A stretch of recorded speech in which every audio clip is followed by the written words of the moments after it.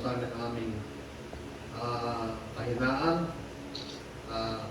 karuhaan, Panginoon Diyos, pagmakita namin ang katotohanan. Makita mo sa amin, kami yung tinutuwid, kami yung ginagawang alagad, Panginoon Diyos, ginagawang ilayo sa masama, pa kami mabuhay na matuwid, mabuhay may kapangatan sa pamamagitan. Salamat po, Aman Diyos, maraming salamat po sa pangalan ng Panginoon Jesus. Amen. Kagaya po ni Pablo, ano po? Mamaya po basahin nyo ang thank you. Kagaya po ni Pablo. Si Pablo po ang sa example talaga ng mga apostol na talagang dumaan sa maraming hirap. Ano? Kaya nga sabi ni Pablo, ano po mga kayo? Kaya sabi ni Pablo chapter 5, verse 8 hanggang 9, ano? 3 hanggang 5, ano?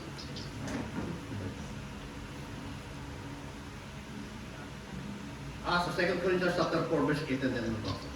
Chapter 4, verse 8 hanggang 10. 2 Corinthians chapter 4, verse 8 hanggang 10.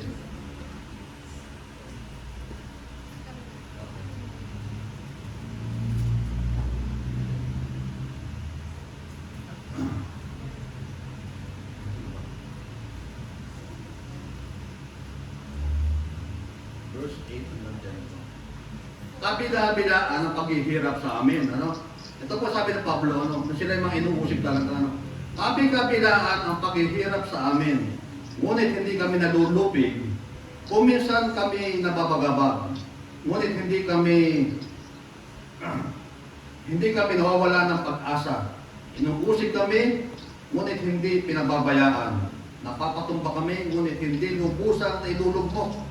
Lagi namin taglay ang aming katawan, ang kamatayan ni Jesus, upang sa pamamagitan ng aming katawan ay mahayag ang kanyang buhay.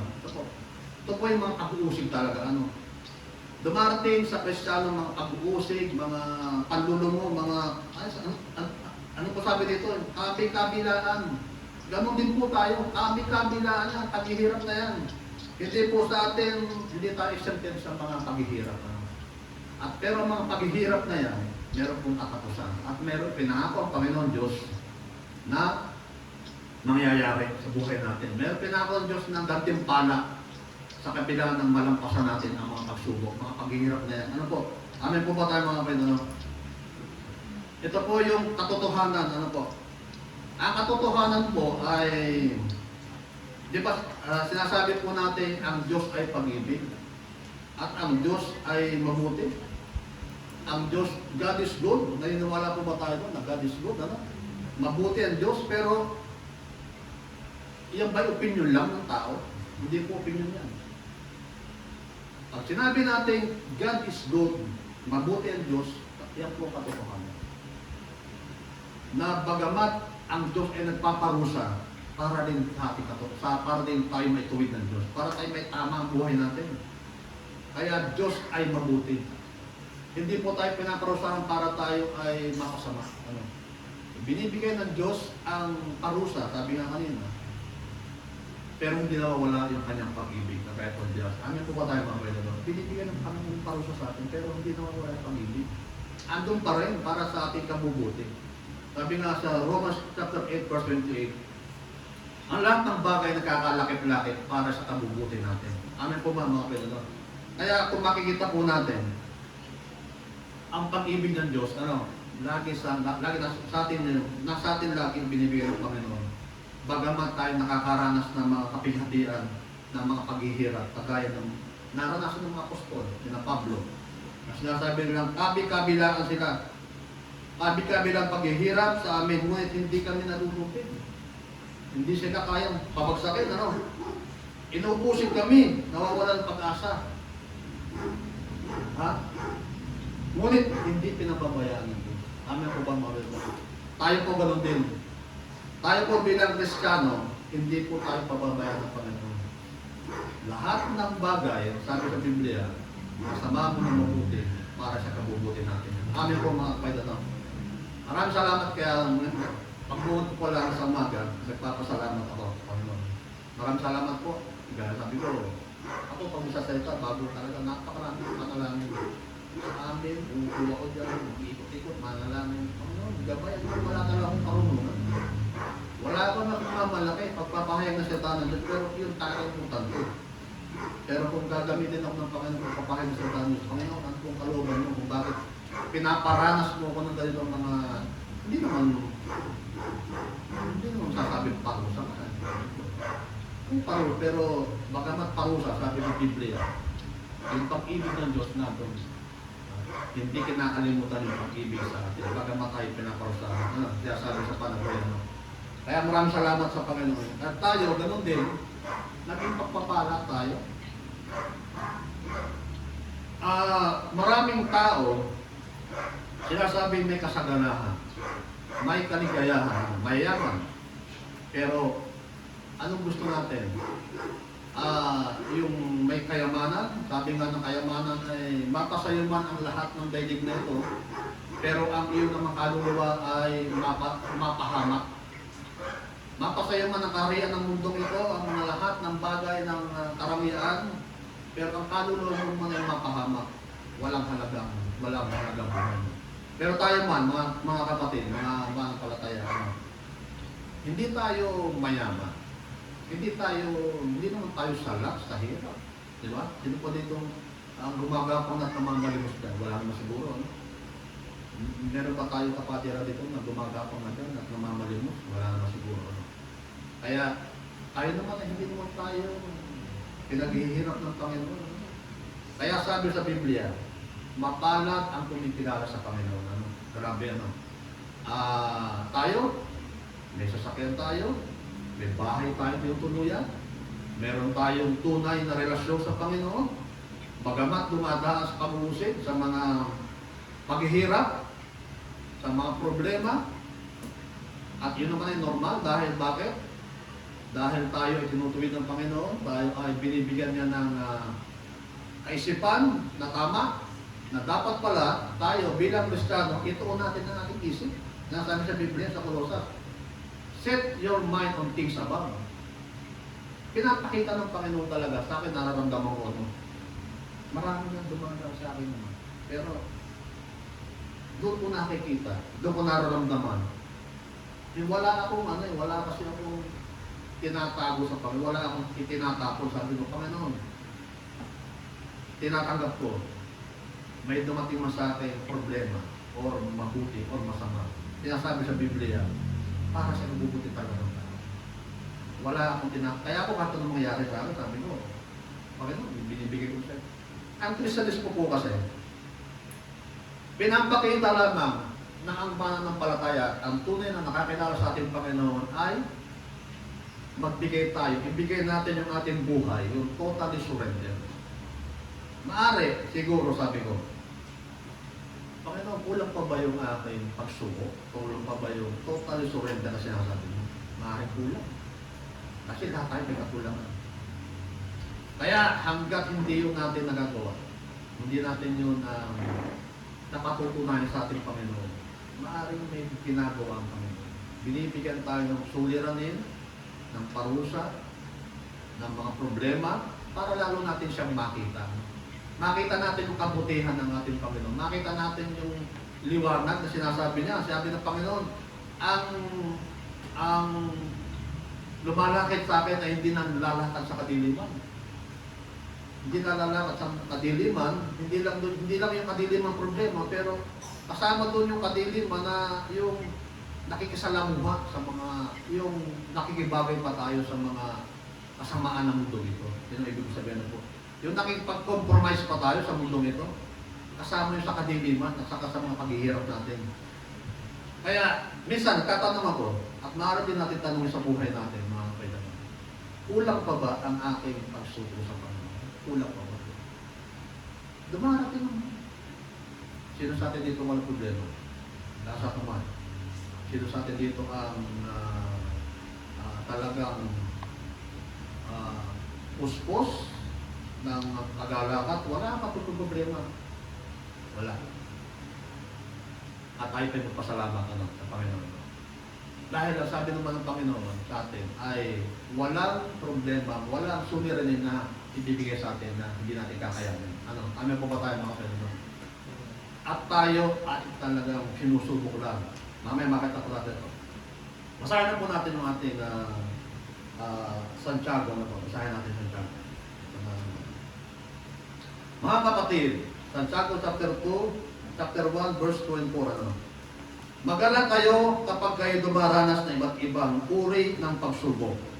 Dapat ninyong malaman na nagiging matatag ang inyong panampalataya sa pamamagitan ng mga pagsubok.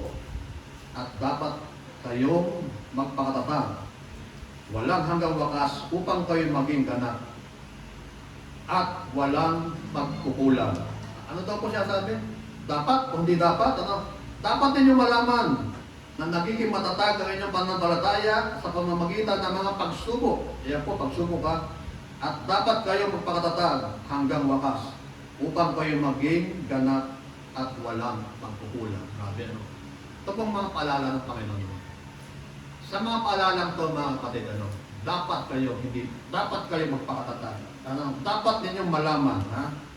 Na nagiging matatag. Ito palang mga paalalang ito. Pinapakita na ng Panginoon yung pag-ibig niya. Ibig sabihin, kung hindi kayo mahal ng Panginoon, hindi tayo, kung hindi pinapadama sa atin ng Panginoon, hindi tayo papaalalahanan. Ikaw ba, bilang magulang, nagpapaalala ka ba sa anak mo? Tayo bilang mga magulang, pinapaalalahanan natin ang anak natin. Ibig sabihin, dito pa lang po sa talatang ito, ano, ipinaparamdam na sa atin ng Panginoon na yung kanyang pag-ibig. Ano? Dapat ninyong malaman, ano? Dapat ninyong malaman na nagiging matatag ang inyong pananampalataya sa pamamagitan ng mga pagsubok at dapat na naman, dapat kayo magpakatatag hanggang wakas upang kayo maging ganap at walang pagkukulang. Natin, itong talatang ito, mararamdaman nyo yung paalala ng Panginoon. Tayo bilang magulang at papaalala tayo sa ating mga anak. Bakit? Dahil mahal natin ang ating mga anak. Kunyari, dapat uuwi ka ng umaga. Huwag kang magpag-alala dyan. Bakit? Masama na panahon. Yan po, pagpapakita yan ng pag-ibig sa atin ng Diyos. Ano? Dapat anak, uuwi ka ng umaga. At dapat huwag ka nang bumarka-barkada sa mga hindi mo kilala. Dapat nagbabasa ka ng Biblia para lalo kang tumatalino. Pwede manligaw, pero huwag ka magpapaligaw. Diba? Ayun lang, yun. Pwede manligaw, pero huwag ka magpapaligaw. Kasi baliktad yun, lalaki ka. Iyan po ay mga paalala ng magulang. Dahil bakit? Dahil sa iyong minamahal na anak. Ano po? Ganyan po ang Diyos sa atin. Ano? Mga kapatid, mga kabataan, ano? Hindi tayo pinapalalahanan na tayo walang, ibig sabihin niyan, binibigyan tayo ng kahalagahan ng Diyos. Dahil ganun ang nagmamahal, di ba? Oh, maging sa mga magkasintahan, si Princess, di ba? Nagpapaalalahan sila. Princess, dapat ikaw ay uwi ng mga sa gabi. Si Ero, ganun din. Dapat Ero, huwag mong gagalingan ng sayo mo, baka may magkakas pa sa'yo. Medyo marami nanonood, Ero, medyo huwag mong galingan. Baka may magkakas pa sa'yo dyan. Ibig sabihin, yung mga palalahan na yun, tunay na nagmamahal. Ano, amin po ba tayo mga kapatid? Ang paalala ay nagpapakita ng pagmamahal. Ano? Ang paalala, ano? Amin po ba tayo mga kapatid? Ang paalala nagpapakita ng pagmamahal. Ano? Kaya nga po, ang paalala, anong dapat natin itapat sa mga paalala na? Sa mga paalala na Diyos, ano? Kaya sabi ng Panginoon, magpakatatag kayo eh. Bakit? Mahihina tayo eh. Ang sabi nga sa Biblia, ang laman ay mahina, ang espiritu ay malakas, pero mahina ang katawan, mahina ang laman. Kaya yun ang mga paalala ng Panginoon, huwag kayong magpakatatag kayo, magpakatibay kayo sa pananampalataya. Sa pamamagitan ng pagsubok, tumitibay tayo sa pananampalataya. Amin po ba mga kayo? No? Grabe yun, ano? Kung ating mumuni-munihin, hindi ito basta. Yung pag-ibig ng Diyos, kung ang mahal ng Diyos talagang pinapadama niya sa atin, gusto niya tayo ay talagang mapabuti. Dahil sabi nga niya, maganda ang plano ng Diyos. Meron tayong plano, pero mas maganda yung plano ng Diyos sa atin. Kaya tayo pinapaalalahanan. Pinapaalalahanan tayo na magpakatatag, manalangin, dahil tayo ay mahina, magpakatatag tayo sa pagiging Kristiyano dahil maraming tukso. Maraming darating na mula ang propeta na maaari tayo may ligaw. Yan ang mga paalala. Magpakatatag kayo dahil darating ang mga mula ang propeta. Darating ang panahon. Babalik si Kristo Jesus. Babalik ang Panginoon Kristo. Kaya magpakatatag kayo. Huwag kayong malinlang ng mga mandarayang propeta, mga mandarayang mga ngaral. Kaya yan ang paalala ng Panginoon sa atin. Yung paalala ngayon, nagbibigay ng pagmamahal. Nararamdaman natin ang pagmamahal. Amin po ba, mga kapatid? Dahil tayo bilang Kristiyano, kung hindi tayo paaalalahanan ng Panginoon, hindi tayo gagabayan ng kanyang banal espiritu, ng kanyang salita, wala naman tayo. Tayo ay nabuhay ng makasalanan, kung tayo hindi ba nakakilala sa Panginoon at nagpawardi-wardi na lang tayo. Sabi sa Biblia, nagkanya-kanya na kayo, walang pakialam sa ito. Kaya nga nung tayo nakakilala sa Panginoon, pinapaalalahanan tayo ng Diyos. Para hindi tayo maligaw, para hindi tayo kanya-kanya, dahil nagkanya-kanya tayo noong unang panahon. Nung tayo hindi nakakilala sa Panginoon, sabi sa Biblia, nagkanya-kanya kayo ng lakad. Wala kayong kinilalang Diyos. Kaya panay kayo paalala sa atin ng Panginoon nung tayo nakakilala sa Panginoon, pakikibalik siya natin sa Panginoon. Ayaw po ba mga kapatid,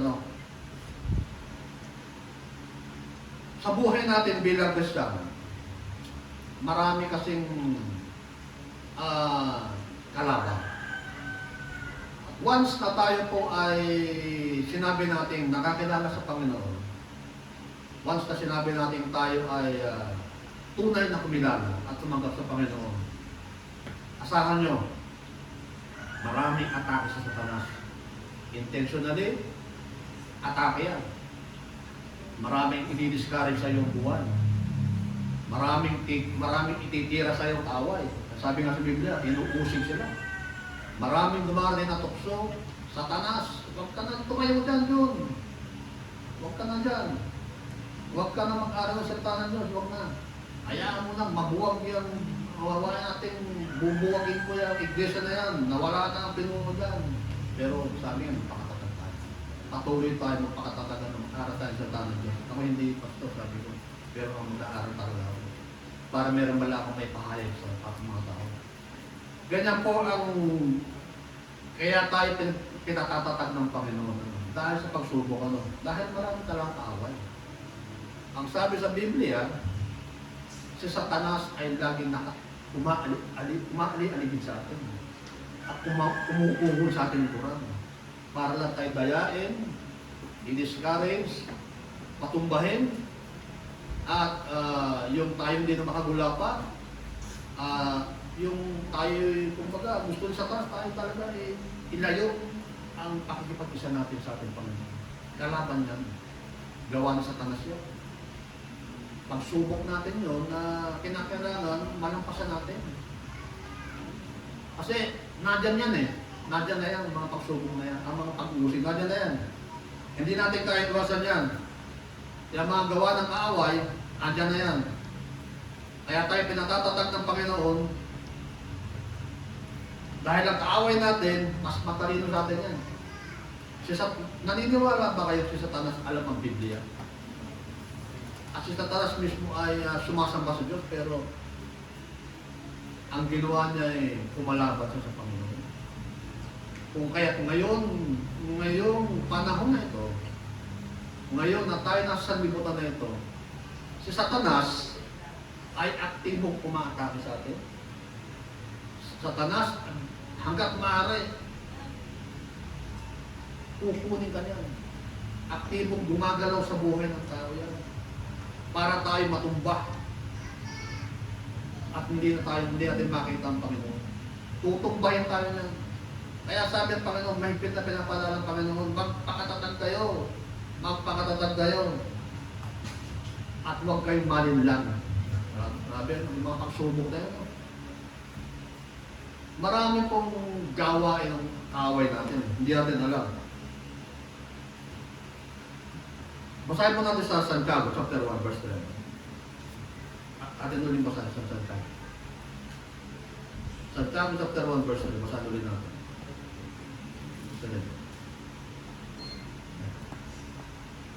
Dapat ninyong malaman na nagiging matatag ang inyong pananampalataya sa pamamagitan ng mga pagsubok. Ano? Tumatatag. Kinakailangan pinapatatag natin ang ating sarili sa pamamagitan ng mga pagsubok. Ano? At dapat natin ito malampasan sa pamamagitan ng kalakasang ibibigay sa atin ng Panginoon. Hindi natin kaya ito eh. Dumaraan tayo sa mga pagsubok, pero habang tayo sinusubok ng Panginoon, siya rin ang gumagawa para malampasan natin. Ha? Naniniwala po ba kayo nun? Talagang ang Diyos ay mabuti. Ang Diyos ay may mga layunin sa atin para sa ating kabubuti. Ano? Ang mga layunin po ng pagsubok natin, ano? Na pinapakita ng Panginoon. Basahin natin sa Hebrews chapter 12 verse 5. Basahin natin. No? Hebrews chapter 12 verse 5. Basahin natin. Hebreo chapter 12 verse 5. Basahin natin. Ayan. Ayan. Nalimutan na ba ninyo ang panawagan ng Diyos sa inyo bilang mga anak niya? Mga salita nagpapalakas ng loob. Anak ko, huwag mong baliwalain ang pagtutuwid ng Panginoon at huwag kang panghihinaan ng loob kapag ikaw ay dinidisiplina niya, sapagkat dinidisiplina ng Panginoon ang mga minamahal niya at pinapalo ang itinuturing niyang anak. Ano po nakakanya rin mga kapatid? Ito po napakaganda. Ulitin ko mga kapatid, mga kabataan na ulitin ko. Nalimutan na ba ninyo ang panawagan ng Diyos sa inyo bilang mga anak niya? Mga salita nagpapalakas ng loob. Ha? Anak ko, huwag mong baliwalain ang pagtutuwid ng Panginoon at huwag kang panghihinaan ng loob kapag ikaw ay didisiplina niya. Ibig sabihin po pala, mga kapatid, ano ka didisiplina pala tayo? Ang mga dumaranas namin, yung mga na-encounter natin ng mga pagsubok. Dinidisiplina tayo ng Panginoon. Binibigay sa atin ng Panginoon na dinidisiplina tayo ng Panginoon. Pero ano po pinapakita rito? Ano ibig sabihin dito ng Panginoon? Pinapakita rin niya yung kanyang minamahal. Sapagkat dinidisiplina ng Panginoon ang mga minamahal niya at pinapalo ang itinuturing niyang anak. Amen. Tayo po ba ay masasabi natin mga anak ng Diyos? Ano? Salamat, maging anak tayo ng Diyos. Ano? Dahil tayo pala tinutuwid ng Panginoon sa pamamagitan ng mga pagsubok. Ano? Kaya tayo nagpapasalamat ako. Sabi ko, yung mga pagtutuwid sa akin, sabi ko, tinutuwid talaga tayo. Hindi tayo binabaliwala. Kaya sabi ng Panginoon, huwag din natin baliwalain. Ano? Anak ko, huwag mong baliwalain ang pagtutuwid ng Panginoon at huwag kang panghihinaan ng loob kapag ikaw ay dinidisiplina niya. Sapagkat dinidisiplina ng Panginoon ang mga minamahal niya at pinapalo ang inuturing niyang anak. Tiisin ninyo lahat ng hirap tulad ng pagtutuwid ng isang ama dahil ito'y nagpapakilala kayo'y tinanggap ng Diyos. Grabe ito. Papasalamat pala tayo sa Panginoon sa mga naranasan din natin mga paghirap. Dahil tayo pala ay bilang tunay na yung anak. Nagpapakilalang tayo'y tinatanggap ng Diyos bilang tunay niyang mga anak. Amin po mga kapatid. Naniniwala po ka ba kayo sa versikulo naman? Tayo pala ay itinuturing niyang anak dahil tayo itinuturing ng Diyos. Kaya tanggapin natin kung tinuturing tayo ng Diyos. Tanggapin natin. Para sa atin to eh. Doon pinapakita, dinidisplay ng Panginoon yung pag-ibig na sa atin. Amin po mga kapatid. Pangalawa, tingnan natin. Basahin natin yung samtang basahin pa natin. Hebrews chapter 12 verse 7. I-direct na po natin. Tiisin ninyo ang lahat ng hirap tulad sa pagtutuwid ng isang ama. Dahil ito'y nagpapakilalang kayo tinanggap ng Diyos bilang tunay niyang mga anak. Ibig sabihin nga po pala rito, yung tunay niyang mga anak. Maniwala tayo, sa sandali tayo po ay kuminara sa Panginoon. Manampalataya na tayo ay nagkaroon ng kaligtasan nang dahil sa biyaya, tinanggap natin ang biyaya ng Diyos, naging anak tayo, sabi nga sa Biblia, sabi nga sa John 1:2, at ang lahat ng nasitanggap ay binigyan ng kalooban, ang karapatang maging anak ng Diyos. Tayo po ay anak ng Diyos, kung kaya tayo po ay minamahal ng Panginoon, at tayo po ay binibigyan ng mga pagsubok na ganyan. Ano? Kaya salamat po, magpasalamat tayo sa Panginoon, na ang mga pagsubok pa lang yan, mga kapatid, ay para sa atin din. Inulit ko mga kailangan. May paghihirap pala tayo dito sa ating buhay, pero masarap. Ito pala ay para sa atin lahat. Ito pala ay para sa ating kabubuti. Kaya sabi sa Biblia, masama mo nung mabuti ang ating pinapadala ng Panginoon sa panaghoy. Ito'y galing sa Diyos para sa ating kabubuti. Ating basahin na sa panaghoy. Gusto niyo po mga kapatid sa Lamentation, panaghoy. Ulitin natin sa panaghoy. Walang anong bagay na mangyayari nang hindi ka kahintulutan ni Yahweh. Nasa kapangyarihan ng kataas-taasang Diyos ang masama at mabuti. Kapahintulutan ng Diyos ang pangyayari. Masama man ito mabuti, pero para ito, masama man ito mabuti, para ito sa ating kabubuti.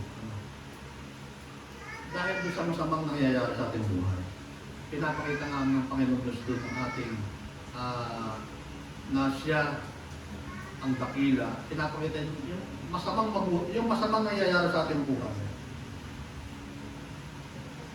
Pinapakita ko ng Panginoon na kinakailangan natin yung mata natin, yung ating isip, talaga sa Panginoon lang. At para malampasan natin to,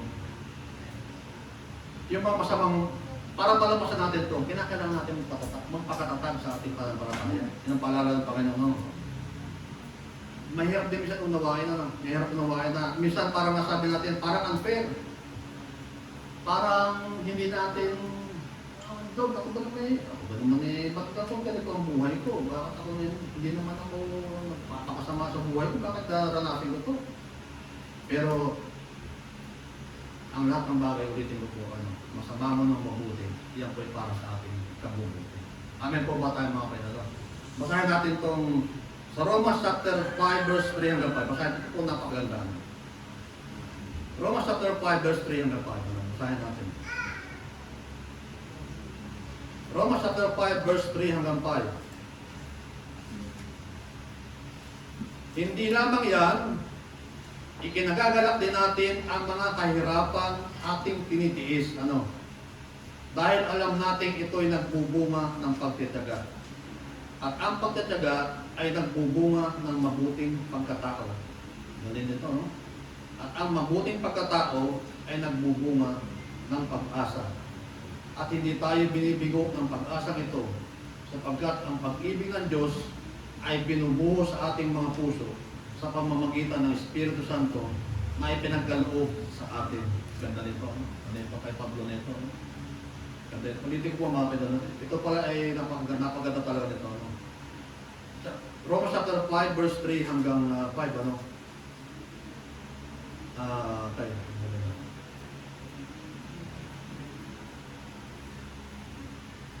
Hindi lamang yan, ikinagagalak din natin ang mga kahirapan.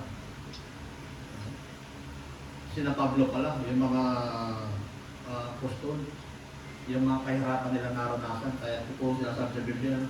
Ano man, abi-kabilaan ang mga kahirapan, sabi ni Pablo. Abi-kabilaan ang mga pag-usik, ang mga paghihirap, pero hindi sila kayang patumbahin. Hindi sila kayang tinagin. Dahil yung pagkakilala nila, yung pananampalataya nila kay Kristo ay napakalalim. Pinakinggan nila yung tinig ng Diyos na magpakatatag kayo. Na kung hindi nila naramdaman yung kung hindi nila sinunod yung paalala ng Panginoon sa Kristo na magpakatatag kayo, maaaring marami na rin mga apostol na tumumpa. Kasi sinunod niya yung paalala ng Panginoon, magpakatatag kayo. Kaya sila hindi natutumba. Anong sabi kanina? Doon sa anong sabi kanina po sa 2 Corinthians, anong sabi kanina? Sa 2 Corinthians chapter 4, verse 8. Tingnan natin ulit mga kapatid, ano? 2 Corinthians chapter 4, verse 8. Tingnan natin ulit.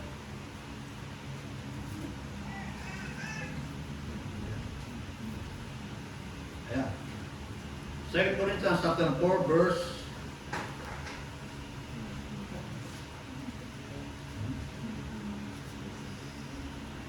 kabi-kabilaan ang paghihirap sa amin, ngunit hindi kami nalulupig.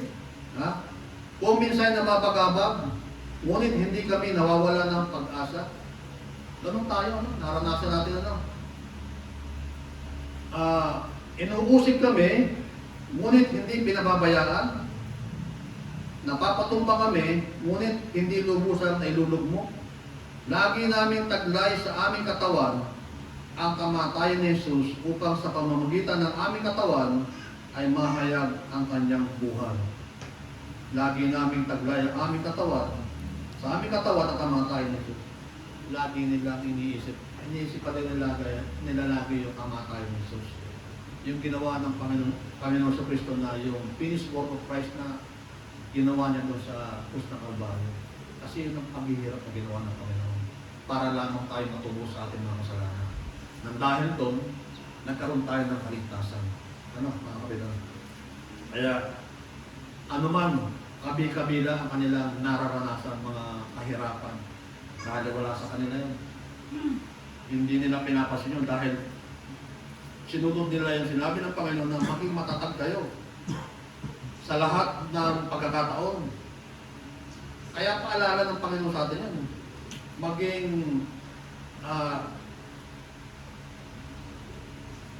manalangin tayo. Huwag tayo magpabaya sa ating buhay. Lagi tayo tumawag sa Panginoon. Dumating man ang pagsubok natin, malalampasan natin ito. Kaya, dapat siguro tayo makinig sa Panginoon. Kaya sabi ng bilin ng Panginoon, alalahanin ninyo laging paalala. Magpakatatag. Yung po sinabi ko kanina mga kapatid. Basahin ulit natin dito sa atin ulit basahin sa Roma. Maganda yung Roma, basahin natin mga kapatid. Sa Roma chapter 5 verse 3, ano? Roma chapter 5 verse 3, ano? Hanggang 5.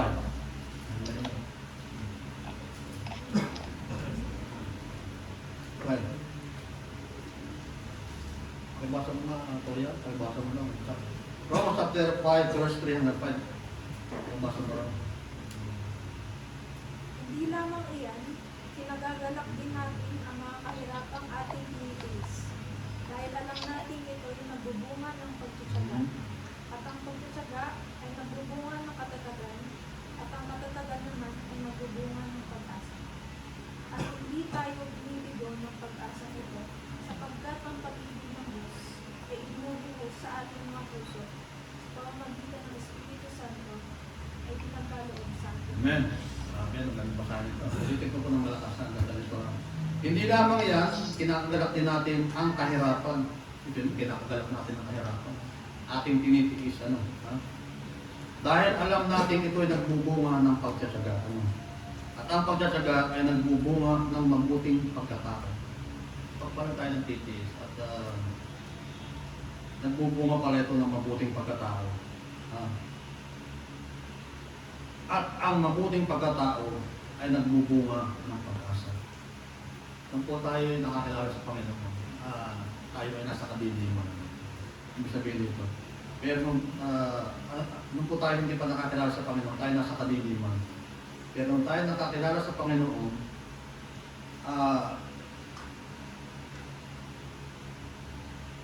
ang pagtsatsaga, nagbunga ng mabuting pagkatao at ang mabuting pagkatao, naging mabuting tao tayo.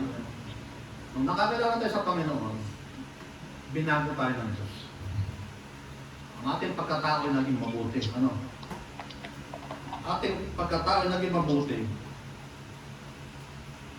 at nagbunga ng pag-asa. Ang mabuting pagkatao ay nagbubunga ng pag-asa. Nung tayo nakakilala sa Panginoon, naging mabuting ating pagkatao. At yung pagkakilala natin yung pagkatao natin, nagkaroon tayo ng pag-asa. Dahil nakita natin yung pangako sa atin ng Panginoon. Darating ang oras, darating ang panahon na ang pangako ng Panginoon matutupad na mayayari na ililigtas tayo ng Panginoon sa mga kasamaan. Amen po ba tayo mga kailangan? Iyan po ibig sabihin nito, ano? Ulitin ko, ano? Hindi lamang yan, kinagagalak din natin ang mga kahirapang ating diniis. Dahil alam natin ito ay nagbubunga ng pagtsatsaga. At ang pagtsatsaga ay nagbubunga ng mabuting pagkatao. At ang mabuting pagkatao ay nagbubunga ng pag-asa. Ibig sabihin po ng pag-asa ngayon, yung lahat ng pangako ng Panginoon sa Kristo, pupukayin na sa atin ng Panginoon. Hindi natin yan sa hindi naasahan. Ang pangako ng Panginoon ay pangako niya yan, mangyayari. Ano? Iwanan ko lang po kayo ulit ng babasahin ito. Sa Panagoy chapter 3 verse 32. Ulitin ko lang. Sa Panagoy chapter 3 verse 32. Basahin natin. Verse 31, basahin natin mga kapatid. Unahin natin. Mahabagin si Yahweh at hindi niya tayo tatakwin habang panahon. Bagaman siya nagpaparusa, hindi naman nawawala ang kanyang pag-ibig. Hindi niya ikatutuwang tayo saktan o pahirapan. Yung pala naman yan. Kahit pala naman tayo dumaranas ito, kaya po yung ating titulo, ang pag-ibig ng Diyos po ay nasa gitna ng pagsubok. Hindi tayo pababayaan ng Panginoon. Nandiyan lagi ang Panginoon sa Kristo. Bagamat dumating ang pagsubok natin, dumating ang mga dilubyo, bagyo, kung ano naman, hindi tayo pababayaan ng Panginoon. Ang importante lang sa atin, ang paalala ng Panginoon na magpakatatag kayo. Laging manalangin. Pero ang karamihan po sa mga sinasabing mananampalataya, sinabi lang naman natin mananampalataya, pero hindi natin nagagawa yun. Malungkot, sa totoo lang po, mga kailangan. Ako nga, minsan ganoon din. At tayo nangyayari natin doon. Maraming mananampalataya, mga Kristiyano, sinasabi, ako na may mananampalataya ng Kristo. Pero, malaki pa rin ang katutulan. Malaki pa rin ang nagagawa na hindi nakaugnay sa plano ng Diyos. Nakikita po natin yan, ano. Sa akin, kaya ako nasasabi ito, sa akin pong personal na buhay. Sabi ko, talaga, kagaya sinabi ko nila, pero tutustuhan ko. Maraming bagay, sabi ka ng Panginoon, ano, na magandang plano ng Diyos sa atin. Ito ay para sa ating ikabubuti at hindi masama. Kaya lang, hindi binibigay sa atin ng Panginoon. Marami tayong bagay na hindi nasusunod sa Panginoon. Sinasabi lang natin, nanalangin tayo. Panginoon, sana po gamitin niyo ako sa kaharian mo. O sana po masunod ang kalooban mo. Pero yun lang. Minsan, ilang beses na rin natin sinabi yun. Ako, inaamin ko, ilang beses ko na rin sinabi yun. Pero minsan hindi natin nagagawa. Marami tayong pagkukulang. Bagamat sinasabi natin tayo mananampalataya, Panginoon, gamitin mo nga ako sa, wala naman, gano'n lang din sinabi, ano? Wala din. Hanggang ngayon naman, di natin gano'n. Panginoon, ako kaya, kagaya ko. Kaya ako po sinasabi, dahil personal na buhay ko, ano? Kaya ako yan. Panginoon, ako kaya, bigyan mo ko ng kontrata. At, para naman ako yung mga pagbigay sa iglesia ng aking mga bahagi mo. Makapagbigay, may balik ko yung biyayang binigay mo sa akin, Panginoon. Hindi mo rin mo nagagawa.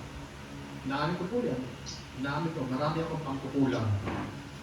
Panginoon, ako nga ay lagi na mananalangin sa gabi. Lagi akong magbabasa ng Biblia. Lagi akong mag-aaral sa salita mo. Ang nakakalungkot po, mga kapatid, at totoo lang, hindi natin nagagawa. Kung kaya din maranas tayo ng mga paghihirap. Kasama doon. Kaya tayo pinapalo ng Panginoon. Kaya pinaparanas sa atin ng parusa, ang sabi ng Biblia. Pero bagaman tayo may parusa, nandun pa rin naman yung kanyang pag-ibig kagaya binasa natin. Wala tayo nagagawa. Ako, totoo lang, ako minsan na yan. Sabi ko magagawa ng mensahe. Danatalo ko itong Biblia ko sa kuya. Danatalo. Sabi ko, Pagka naiutos ka sa mga tao, na-guide ko ng mga tao, tamang-tama, doon ako sa malayo, sa may puno. Hindi ako lalayo, doon ako magbabasa, doon ako manalangin. Hindi ko pa rin nalalayo. Karami. Sabi ko, doon ako sa malayo, dahil ako yung magagawa nun, babasa ako. Hindi ko nagagawa. Uuwi ako ng bahay, mamaya na lang kaya doon, sabi ko. Mamaya na lang kaya, pag uwi ko ng bahay, bago ako matulog, magre-review ako, magbabasa ako. Babasa. Hindi po nakapagbasa, tulog na. Kaya mabigat ang naranasan ng mga tao. Mahirap din naman. Mahirap. Kaya pag sinabi mong maglilingkod ka sa Panginoon, papagamit ka sa Panginoon, ang Kristiyano po, sinasabi ko kanina, ay totally surrender talaga yan. Hindi po yan part-time, hindi yan part-time, hindi yan kunya-kunyari lang, hindi yan sideline, hindi yan. Ang paglilingkod po sa Panginoon talagang full-time, yun ang nakita ko. No? Baka kaya, tanong natin ang sarili natin, ang buhay natin, kung kaya kung tayo pinagpapala ng Panginoon at bagkus pagpalain tayo ng Panginoon, ay pinapalo pa tayo ng Panginoon dahil hindi natin nagagawa. Marami tayong kakulangan, hindi natin nagagawa. Maaari masasabi natin, sinasabi natin na kapag lilingkod tayo, pero maaaring may diferensya sa ating paglilingkod. Maaaring ginagamit natin ang Biblia o kaya meron ding paglilingkod ay sinasamahan natin ng ating sarili para may angat natin sarili. Hindi natin alam. Sarili natin nakakaalam at ang tanging Panginoon lang nakakaalam. Kaya lagi natin siguro examine ang buhay natin. Marami tayong kakulangan, lahat tayo hindi na ako nakakatid ng prayer meeting, sabi ko. Pag uwi ko ng bahay, galing sa ginagawa namin, parang mabigat na ito. Parang hindi ko na kaya magpapos. Kaya pag uwi ko lang ba, tutulog na. Yan po ang sabi ko nga ng mga nakaraang mensahe yung kay Goliath tungkol kay yan, mabigat din yan eh. Yan ay mga higanting kalaban. Mabigat yan, higanting kalaban ng spiritual. Yung katamaran, kagaya ko namin ko po, yan ang mabigat, yung spiritual na katamaran. Kung kaya siguro tayo hindi pinagpapala, hindi binubuhos ng Diyos yung pagpapala, marami tayong pagkukulang. Unang-una, yung spiritual na katamaran. Wala tayong nagagawa, pagdarasal natin, panalangin, devotion, wala tayong nagagawa. Inaamin ko po yan, pakulangan natin. Kung kaya siguro dumaranas tayo ng mga paghihirap na ganyan. Dumaranas tayo ng pagsubok, dumaranas tayo ng mga pighati, pero pagpasalamat po natin sa Panginoon, ang sabi sa Biblia, bagamat kayo pinaparusahan, hindi pa rin nawawala ang pag-ibig ng Diyos. Yan po ang kabutihan ng Diyos sa atin. Kabutihan ng Diyos sa atin. Bagamat tayo nagkukulang, may mga kakulangan, may kahinaan, yung pag-ibig ng Diyos ay nandun pa rin, pinaparusahan tayo. Grabe ano. Sinong Diyos, sinong tao makagagawa nun. Kaya, ipagpasalamat natin ang sobra sa Panginoon. Lagi nating aminin sa harapan ng Diyos, Panginoon, kulang talaga ako. Sinabi ko kanina, mananalangin ako, hindi na naman tumatawag ko sa Panginoon, kulang talaga, Panginoon. Kaya, sana, Panginoon Diyos, bigyan mo ko ng kakayanan ng kasipagang magbasa ng Biblia, mag-anas salita ng Diyos, para lalo akong maging aya-aya, kalugod-lugod sa iyong harapan. Kulang talaga ang tao. Totoo lang. Maging ang mga pastor, kulang din yan, kulang din. Kahit sabihin sila mga ngaron, kulang din. May kakulangan din. Lahat ng bagay. Kung kaya't hindi natin ihingi ng karunungan sa Diyos, wala tayong karunungan. Wala tayong mayaambag na karunungan, wala tayong mayaambag na magawang mabuti. Kaya sabi nga ng Panginoon, hindi sa inyo magawa. Talagang ang tao sa biyaya lang maliligtas. Biyaya lang tayo maliligtas. Wala kayong may pagmamalaki. Gawa, hindi nyo nagmamalaki sa kanyan. Kaya kinakailangan biyaya, tatanggapin nyo na lang, ayaw nyo pa. Yung biyaya ng pinagkaloob ng Panginoon, ayaw pa ng tao. Yun na lang ang tatanggapin. Yung part ng tao, kinakailangan gawin, hindi pa magawa. tatanggapin na lang ang Panginoon sa Kristo, mananampalataya, hindi pa magawa ng tao. Tama po ba mga kapatid? Ayaw. Bakit ayaw? Kasi ayaw nga ng tao. Ayaw ng tao. Kaya ganun na ginawa ng Panginoon na biyaya, sa biyaya ka naligtas, kasi wala talaga tayong kakayanan. Wala tayong kakayanan gumawa ng mabuti. At baka gawa man tayo ng mabuti, wala tayong, hindi natin pwedeng iharap sa harapan ng Diyos. Hindi natin pwedeng itapat yung ating kakayanan mabuti sa harapan. Kaya sabi nga lahat ay nagkasala at kapos sa karangan ng taglay ng Diyos. Wala kayong pagmamalaki. Wala. Lahat ay nagkasala. Yun po ang aking paniniwala dyan sa pakikinig ko. No? Kaya yung sabihin, tayo po sa harapan ng Diyos ay walang-wala at wala tayong pagmamalaki. Mababaw po tayo sa harapan ng Diyos. Kaya lamang tayo nalulugod ang ating Panginoon sa atin kung tayo maglilingkod sa Kanya. Wala tayong magagawa. Magpapakita tayo ng kasipagan, magpapakita natin yung pananampalataya. Sinasabi natin na, Lord, nananampalataya ako.